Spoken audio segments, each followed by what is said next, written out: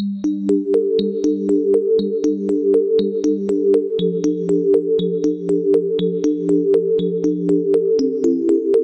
Friends, ഈ വീഡിയോയിൽ നമ്മൾ നോക്കുന്നത് മാത്സിലെ പ്രധാനപ്പെട്ട ക്വസ്റ്റ്യൻസും മുൻവർഷങ്ങൾ ചോദിച്ച പ്രധാനപ്പെട്ട ക്വസ്റ്റ്യൻസും അവയുടെ ഉത്തരങ്ങളുമാണ്. എങ്ങനെ ചെയ്യാം എന്നതാണ് ഈ വീഡിയോയിൽ നോക്കുന്നത്. ഇത് 2011 LDC പത്തനംതിട്ട ജില്ലയിൽ ചോദിച്ച ചോദ്യങ്ങളും അവയുടെ ഉത്തരങ്ങളുമാണ്.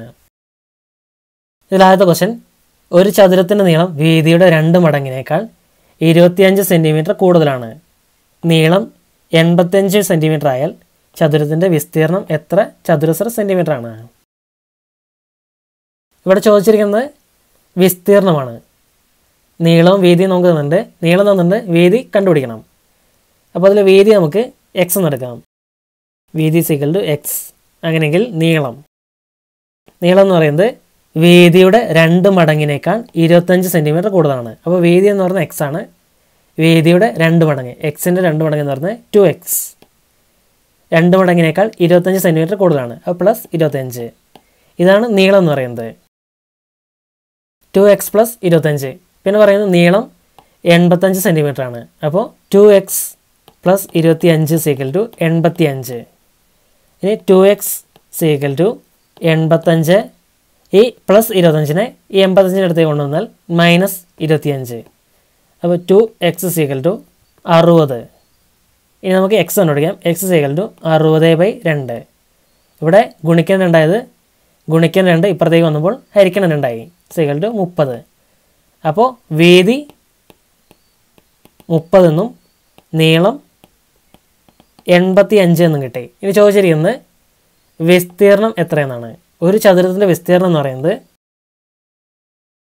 നീളം × വീതിയാണ്. നീളം × വീതിയാണ് ഒരു ചതുരത്തിൻ്റെ വിസ്തീർണം. = 30 × 85. 85 × 30. 0 0 3 5 15 ശിഷ്ടം 1 3 24 24 1 25. 0 5 5 2 = 2550. ഓപ്ഷൻ സി 2550 ആണ്. ഇതിന് ആൻസറായിട്ട് വരുന്നത് ഓപ്ഷൻ സി 2550 ആണ്. ഇവിടെ ഓർത്തിരിക്കേണ്ടതാണ്, വിസ്തീർണം എന്ന് പറയുന്നത് നീളം × വീതിയാണ്. ചതുരത്തിൻ്റെ വിസ്തീർണം നീളം × വീതിയാണ്. അടുത്ത ക്വസ്റ്റ്യൻ, ഒരു സംഖ്യ അതിൻ്റെ 4/7 3 കൂടുതലാണ് എങ്കിൽ സംഖ്യയുടെ വർഗം എത്ര? ഒരു സംഖ്യ അതിൻ്റെ 4/7 3 കൂടുതലാണ് എങ്കിൽ സംഖ്യയുടെ വർഗം എത്ര? സംഖ്യ നമുക്ക് എക്സ് എന്നെടുക്കാം. സംഖ്യ എക്സ് എന്നെടുത്തു. ഇനി പറയുന്നു അതിൻ്റെ 4/7 3 കൂടുതലാണ്. അപ്പോൾ x = x × 4/7 + 3. x = 4x + 3 21/7. 4 × x 4x, പിന്നെ 7 × 3 21. 4x + 21/7. ഇനി 7 നമുക്ക് എക്സിൻ്റെ സ്ഥാനത്തേക്ക് കൊണ്ടുവരാം. അപ്പോൾ 7x = 4x + 21. ഇനി ഈ 4xനെ 7xൻ്റെ അടുത്തേക്ക് കൊണ്ടുവന്നാൽ 7x - 4x = 21. ഈ +4x എന്നത് ഇപ്പുറത്തേക്ക് വന്നപ്പോൾ -4x ആയി. ഇനി 7 4 കുറച്ചാൽ 3. 3x = 21. x = 21/3. ഈ ഗുണിക്കണം 3 ഇപ്പുറത്തേക്ക് വന്നാൽ ഹരിക്കണമായി. 21/3 എന്ന് പറഞ്ഞാൽ 7 ആണ്. അപ്പോൾ x = 7 എന്ന് കിട്ടി. അപ്പോൾ സംഖ്യ നമുക്ക് 7 എന്ന് കിട്ടി. ഇനി ആ സംഖ്യയുടെ വർഗ്ഗമാണ് ചോദിച്ചിരിക്കുന്നത്. 7ൻ്റെ വർഗ്ഗം എന്ന് പറയുന്നത് 49 ആണ്. അടുത്ത ക്വസ്റ്റ്യൻ, ശ്രേണിയിലെ അടുത്ത സംഖ്യ ഏത്? 1 9 25 49 81. 1 9 25 49 81. ഇതെല്ലാം നമുക്ക് നോക്കിയാൽ അറിയാം ഏതൊക്കെ സംഖ്യകളുടെ വർഗ്ഗങ്ങളാണ് ഇവ. 1ൻ്റെ വർഗ്ഗമാണ് 1, 3ൻ്റെ വർഗ്ഗമാണ് 9, 5ൻ്റെ വർഗ്ഗമാണ് 25, 7ൻ്റെ വർഗ്ഗമാണ് 49, 9ൻ്റെ വർഗ്ഗമാണ് 81. ഇനി ഇത് നോക്കിയാൽ കാണാം ഒറ്റ സംഖ്യകളാണ്. 1 3 5 7 9. അടുത്തായിട്ട് വരുന്ന സംഖ്യ 11 ആയിരിക്കും. 11ൻ്റെ വർഗ്ഗം കണ്ടു കഴിഞ്ഞാൽ 11 × 11 121. ഓപ്ഷൻ സി 121 ആണ് ഇതിൻ്റെ ആൻസർ.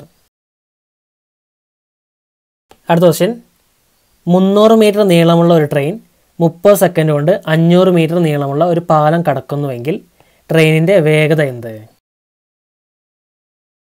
ട്രെയിനിൻ്റെ വേഗതയാണ് ചോദിച്ചിരുന്നത്. വേഗത എന്ന് പറയുന്നത്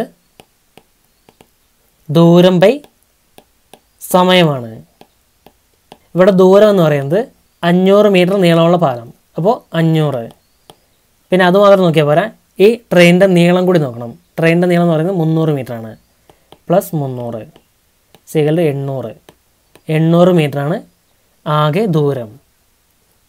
അപ്പോൾ 800 ബൈ സമയം എന്ന് പറയുന്നത് 30 സെക്കൻഡ്. 30 എന്ന് വെച്ച് കഴിഞ്ഞാൽ 80/3 metre per second. Option A 80/3 metre per second. ഇവിടെ ഓർത്തിരിക്കേണ്ട ക്വസ്റ്റൻ വേഗത = ദൂരം ബൈ സമയമാണ്. ഇനി ദൂരമാണ് കണ്ടുപിടിക്കേണ്ടതെങ്കിൽ ദൂരം = വേഗത ഇൻറ്റു സമയമാണ്. സമയം കണ്ടുപിടിക്കണമെങ്കിൽ ദൂരം ബൈ വേഗതയാണ്. അടുത്ത ക്വസ്റ്റൻ, രാമു ഒരു ക്യൂവിൽ മുന്നിൽ നിന്ന് 13-മതും പിന്നിൽ നിന്ന് 9-മതുമാണ്. ക്യൂവിൽ ആകെ എത്ര പേരുണ്ട്? ഒരു വരിയിൽ മുന്നിൽ നിന്നും പിന്നിൽ നിന്നുള്ള സ്ഥാനം തന്നിരുന്നാൽ ആകെ എത്ര പേരുണ്ട് എന്ന് കണ്ടുപിടിക്കാനുള്ള ഇക്വേഷനാണ് മുന്നിൽ നിന്നുള്ള എണ്ണം പ്ലസ് പിന്നിൽ നിന്നുള്ള എണ്ണം -1. ഇവിടെ 13 + 9 - 1, അതായത് 22 - 1 = 21. Option A 21. തന്നിരിക്കുന്ന 13ഉം 9ഉം തമ്മിൽ കൂട്ടിയതിന് ശേഷം അതിൽ നിന്ന് 1 കുറച്ചാൽ മതി. കാരണം 2 പ്രാവശ്യം രാമുവിനെ കൂട്ടുന്നുണ്ട്. ഇവിടെ 13-മത് എന്ന് പറയുമ്പോഴും 9-മത് എന്ന് പറയുമ്പോഴും 2 പ്രാവശ്യം രാമു വരുന്നുണ്ട്. എന്നാൽ രാമുവിനെ ഒറ്റ പ്രാവശ്യം കൂട്ടിയാൽ മതി. അതിനാണ് നമ്മൾ 1 കുറയ്ക്കുന്നത്. അടുത്ത ക്വസ്റ്റ്യൻ, ബാബു ഒരു അലമാര 8750 രൂപയ്ക്ക് വാങ്ങി 125 രൂപ മുടക്കി അത് വീട്ടിലെത്തിച്ചു. പിന്നീട് ഇത് 125 രൂപ ലാഭത്തിന് വിറ്റാൽ വിറ്റ വില എന്ത്? അലമാര വാങ്ങിയത് 8750 രൂപയ്ക്കാണ്. പിന്നെ അത് 125 രൂപ മുടക്കി വീട്ടിലെത്തിച്ചു. അപ്പോൾ 125 രൂപ കൂടി അയാൾക്ക് മുടക്കമാണ്. അപ്പോൾ അതും കൂടി ഇതിൻ്റെ കൂടെ കൂട്ടണം. 125 5 7 8 8 8875 രൂപ. പിന്നെ അയാൾക്ക് ലാഭം 125 രൂപ കൂടെ കിട്ടണമെങ്കിൽ ഇതിൻ്റെ കൂടെ ഒരു 125 കൂടി കൂട്ടിയാൽ മതി.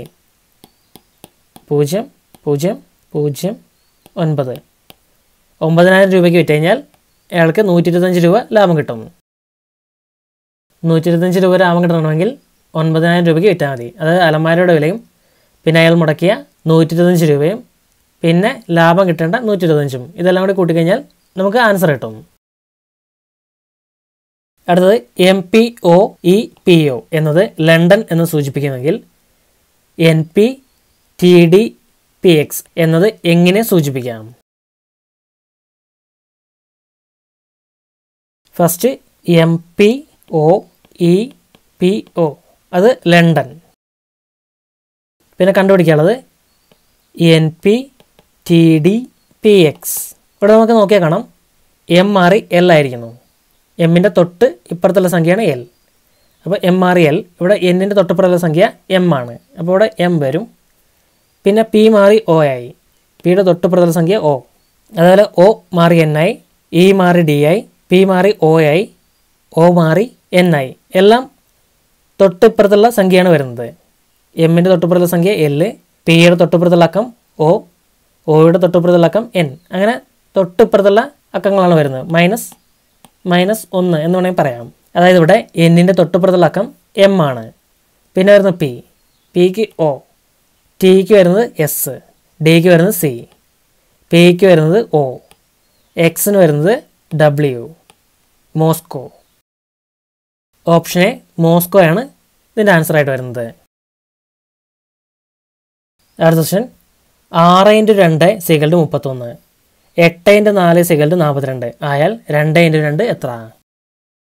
6 × 2 31, 8 × 4 42. അങ്ങനെയെങ്കിൽ 2 × 2 എത്ര?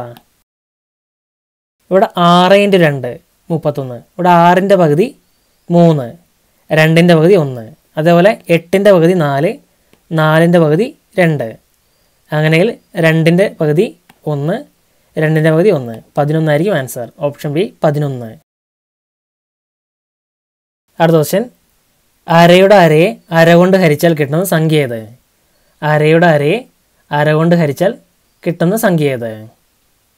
അരയുടെ അരയെ അരയുടെ അര എന്ന് പറയുന്നത് അര ഇൻറ്റു അര, 1/2 ഇൻറ്റു 1/2 = 1/4. അരയുടെ അരയെ അര കൊണ്ട് ഹരിച്ചാൽ കിട്ടുന്ന സംഖ്യ 1/4 ഹരിക്കണം 1/2. അതാണ് അരയുടെ അരയെ അര കൊണ്ട് ഹരിച്ചാൽ കിട്ടുന്നത്.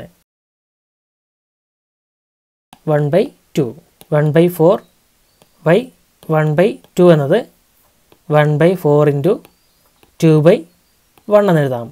ഇതൊന്ന് വെട്ടിപ്പോയി 2ആയി. 1/2. എങ്ങനെയാലും 1/2 തന്നെയാണ് ആൻസർ വരുന്നത്. Option A 1/2. ചിത്രം കാഴ്ചയെ സൂചിപ്പിക്കുന്നു എങ്കിൽ പുസ്തകം എന്തിനെ സൂചിപ്പിക്കുന്നു?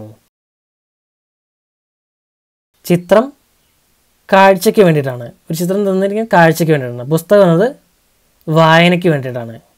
പുസ്തകം എന്നത് വായനയ്ക്ക് വേണ്ടിയിട്ടുള്ളതും ചിത്രം എന്നത് കാഴ്ചയ്ക്ക് വേണ്ടിയിട്ടുള്ളതാണ്. ചിത്രങ്ങൾ കാണാനും മനസ്സിലാക്കാനും ഉള്ളതാണ്. അതുപോലെ പുസ്തകങ്ങൾ വായിക്കാനും മനസ്സിലാക്കാനും ഉള്ളതാണ്. ഇവിടെ ഓപ്ഷൻ ഡി വായന.